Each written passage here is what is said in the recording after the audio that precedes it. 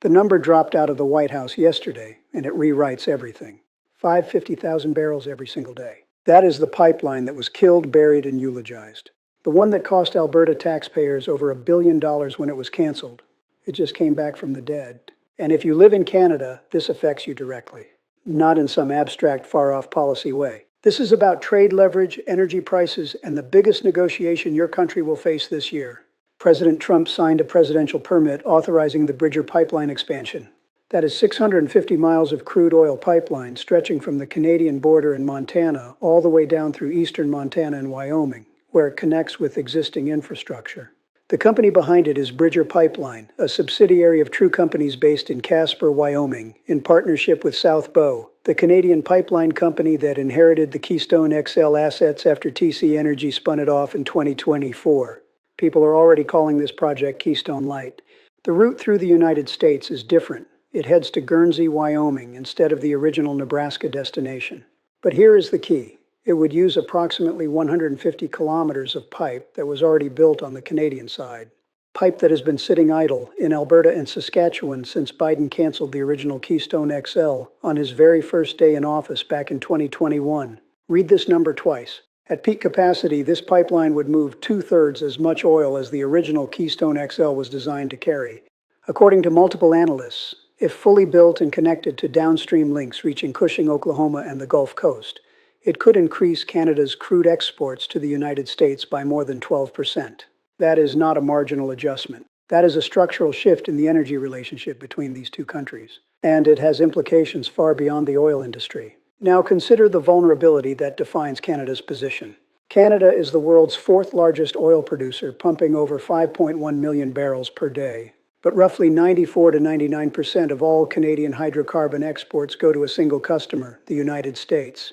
That is not a partnership built on choice. That is a dependency built on infrastructure. When one country controls virtually all of your export market, every tariff decision, every political mood swing, every executive order hits your bottom line directly. For decades, this has shaped every negotiation Canada has entered with the United States. It has defined the boundaries of Canadian economic sovereignty in ways that most people never think about. So when a new pipeline gets approved, one that could add over 500,000 barrels per day of additional capacity, the question is not just about oil. It is about leverage. It is about who needs whom. And the answer, when you look at the data, is a lot more complicated than the headlines suggest. This flew completely under the radar. But consider the timing. Just 3 days before this pipeline signing, one of the world's largest energy companies, Shell, announced a $22 billion acquisition of Calgary-based ARC Resources. Shell's CEO called Canada a new heartland for the company. After years of foreign energy majors selling off their Canadian assets and walking away, the tide has dramatically reversed. Investment is flowing back in at a scale we have not seen in nearly a decade. And this pipeline permit lands right in the middle of that tectonic shift. But here is the detail that makes the whole story even more layered. Trump stood in the Oval Office and said this was slightly different from the last administration because, in his words, they wouldn't sign a pipeline deal. He is talking about Biden. But here is what nobody brought up in the room. In January 2025, just over a year ago, Trump stood virtually at the World Economic Forum in Davos and told the world that the United States does not need Canadian oil and gas, that America has more than anybody. He said the U.S. does not need Canadian cars, Canadian lumber, Canadian energy. So which is it? You do not need our oil, or you are signing permits to build massive new infrastructure specifically designed to import more of it. That contradiction is not a slip. It is a signal. And to understand what it signals, you need to understand what has been happening behind closed doors for the past 8 months. Back in October 2025, Prime Minister Carney walked into the White House with a very specific agenda. According to sources familiar with the meeting, Carney raised the prospect of reviving the Keystone XL pipeline, not as a random olive branch, but as part of a carefully calculated package. The pitch was simple and strategically elegant. Energy cooperation in exchange for tariff relief on Canadian steel and aluminum, which at that point were being hit with a punishing 50% duty. Sources say Trump was very receptive, and both leaders directed their teams to pursue discussions immediately. Carney already knew that South Bow was in discussions with U.S. partners to resurrect parts of the old Keystone XL corridor. He was not guessing. He was playing a hand he had already prepared. Some analysts have criticized this approach, They argue that building yet another pipeline heading south deepens the very dependency Canada should be trying to escape. And they have a point. If you are shipping 99% of your oil to one customer, building more infrastructure to that same customer does not exactly scream diversification. One prominent energy policy analyst put it bluntly: if energy is Canada's superpower, complacency about U.S. dependency is its kryptonite. That is a fair critique. But here is where the logic gets more nuanced. What Carney seems to be doing is using the pipeline as a short-term negotiating tool to achieve medium-term trade objectives.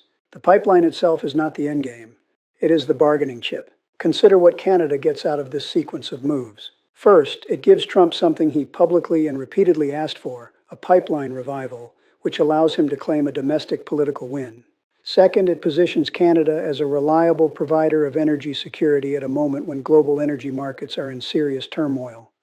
With the ongoing Iran conflict disrupting flows through the Strait of Hormuz and oil prices spiking above $110 a barrel. Third, and most critically, it creates tangible leverage heading into the CUSMA review, which is scheduled to begin formally on July 1st, 2026, just 2 months from now. That review will determine whether the trade agreement governing over $1.9 trillion in trilateral commerce gets extended for another 16 years until 2042, gets renegotiated, or begins a slow death through annual reviews and eventual expiration. Here is the chain of causation that most people miss. Tariffs on steel and aluminum created real economic pain for Canadian manufacturers. That pain generated enormous political pressure on Carney to deliver relief. Carney's response was not to escalate or retaliate. It was to offer something Trump wanted in exchange for what Canada needed. The pipeline becomes the mechanism for that exchange. At the same time, the CUSMA deadline forces both sides to the negotiating table. And Canada's position at that table just got significantly stronger because it is now offering the U.S. something tangible: increased energy supply through new pipeline infrastructure at the exact moment when global energy disruptions are making supply security the top priority in Washington. A leading Canadian oil executive put it bluntly: oil gives Canada economic hard power that it can use to negotiate what could be the most favorable trade terms with the U.S. and the world. That is a statement backed by real numbers. In 2025, Canada exported 1.64 billion barrels of crude oil and petroleum products to the United States. The total value of energy trade between the two countries reached approximately $170 billion. Canada supplies more crude to the United States than any other country on Earth, roughly 60 to 65% of all U.S. crude oil imports. And 70% of American refining capacity, particularly in the Midwest and along the Gulf Coast, was specifically built or upgraded to process the kind of heavy, sulfur-rich crude that Canada produces. You cannot just flip a switch and swap that out. The physical infrastructure is locked in across thousands of miles of refining capacity. Now here is the twist that nobody saw coming. The pipeline that is supposed to strengthen the Canada-U.S. energy relationship, the one being framed as a symbol of North American cooperation and energy dominance, is being built by a company with one of the worst environmental safety records in the American pipeline industry. True Companies, the parent of Bridger Pipeline, has been responsible for several major disasters. In 2015, more than 50,000 gallons of crude oil spilled into the Yellowstone River from a Bridger pipeline, contaminating the drinking water supply of Glendive, Montana. Federal prosecutors later alleged that Bridger representatives had concealed problems with the pipeline from regulators before the spill. In 2016, a separate True Company subsidiary was responsible for a spill that released over 600,000 gallons of crude oil in North Dakota, contaminating the Little Missouri River and a tributary. In 2022, another 45,000-gallon diesel spill occurred in Wyoming, with the company initially reporting the volume at only 420 gallons before revising it to over 45,000. True Company subsidiaries agreed to pay a $12.5 million civil penalty to settle federal lawsuits over the North Dakota and Montana incidents alone. That is the company now being entrusted with a 550,000 barrel per day pipeline crossing some of the most ecologically sensitive waterways in the northern United States, including the Yellowstone and Missouri rivers. To its credit, Bridger says it has fundamentally changed its approach. The company says it has developed an AI-driven leak detection system and plans to bore 30 to 40 feet beneath major river crossings rather than laying pipe in shallow trenches, as they did before the 2015 Yellowstone disaster. Over 70% of the new pipeline would be built within existing corridors, 80% on private land. And critically, it would not cross any Native American reservations, a deliberate design choice that avoids the kind of indigenous opposition that ultimately helped kill the original Keystone XL. But environmental law organizations, including Earth Justice, have already signaled opposition. One attorney stated plainly that pipelines rupture and leak. That is simply a fact of the technology. Legal challenges are virtually certain, and the company is racing against the clock. Bridger aims to begin construction in fall 2027 and complete the pipeline by late 2028 or early 2029, before Trump's term ends on January 20th, 2029. That timeline is not accidental. It is political insurance against the possibility that a future administration could revoke the permit the way Biden revoked Keystone XL's. The entire project is designed to be a fait accompli before the political winds change. To understand what is happening here in a broader context, look at what other countries have done when facing similar pressures. When Mexico faced tariff threats from the Trump administration in 2018 and 2019, it did not retaliate with equal force. Instead, it accelerated its participation in trade agreements with the EU and Asia Pacific through the CPTPP, building alternatives to reduce its exposure to a single market over a 5-year window.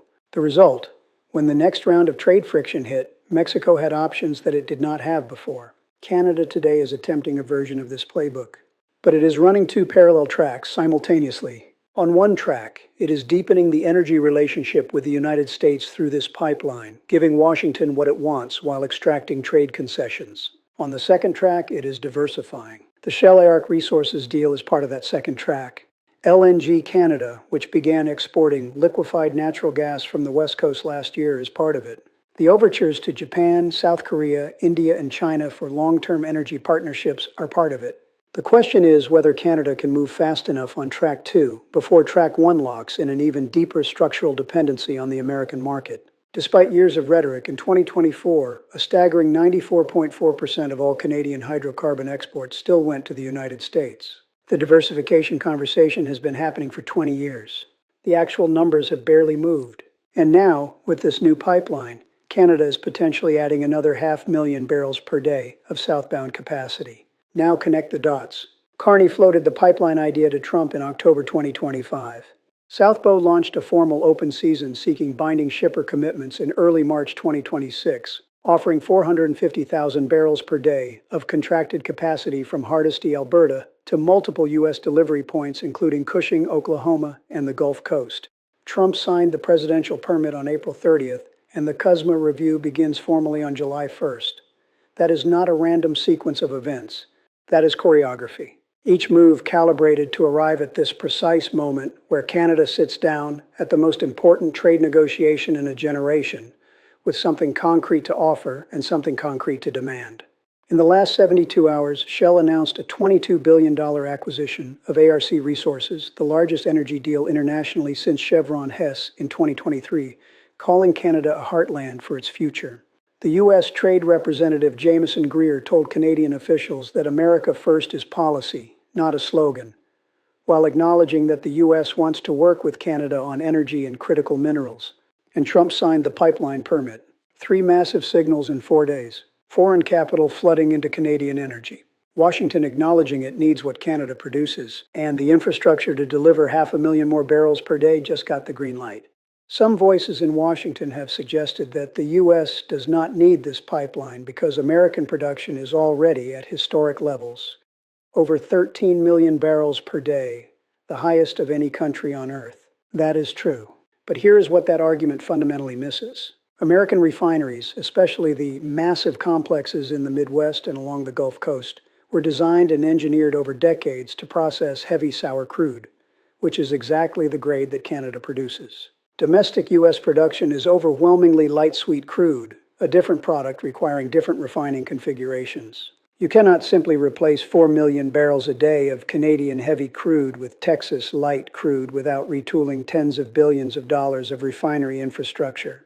The U.S. does not just buy Canadian oil because it is convenient. It buys it because its refineries were literally built to process it. That is a structural dependency, not a preference. Right now, with the Iran conflict disrupting global energy flows and Brent crude trading above $110 a barrel, every barrel of stable, reliable, overland-delivered crude oil becomes exponentially more valuable. Canada does not ship its oil through conflict zones. It does not depend on tanker routes through the Strait of Hormuz. It delivers energy via pipeline, the most secure, most predictable method of energy transport available. In a global environment where maritime energy supply chains are under extraordinary stress, that reliability is not just an economic asset. It is a strategic advantage that shifts the power dynamic in Canada's favor. If the CUSMA review results in a favorable outcome for Canada, one that addresses steel and aluminum tariffs, secures robust energy trade provisions, and extends the agreement for another 16 years until 2042, this pipeline will have been a key reason why. And if Canada simultaneously advances diversification through LNG exports to Asia and deepens trade partnerships with the EU, then what we are witnessing is not dependency for dependency's sake. It is a dual track strategy that uses short term leverage to buy time and space for long term independence.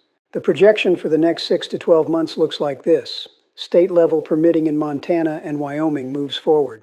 Environmental groups mount legal challenges citing the operator's safety record. The CUSMA review dominates trade headlines starting in July. And the broader question, whether Canada can genuinely diversify or whether this pipeline locks in another generation of dependency, becomes a defining debate in Canadian economic policy.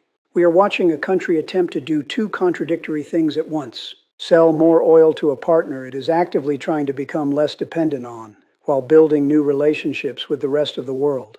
It is a contradiction. But it might also be the only realistic strategy available when you are sitting across the table from the world's largest economy and the clock is ticking toward July 1st. The pipeline is not the answer, but it might be the bridge to one, and whether that bridge holds or buckles under the weight of its own contradictions, that is the story worth watching for the rest of this year. Please hit the bell icon and subscribe my channel for daily updates.